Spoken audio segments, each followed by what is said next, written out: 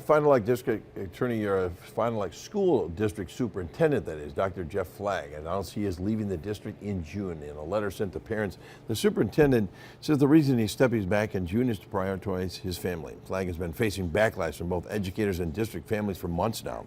He's been accused of belittling teachers and telling them they could be fired at the end of the year. One resident who took the podium during a school board meeting in November claimed the district had already lost more than 350 staff members due to Flagg's behavior. His last day as superintendent will be June 30th. The Juneau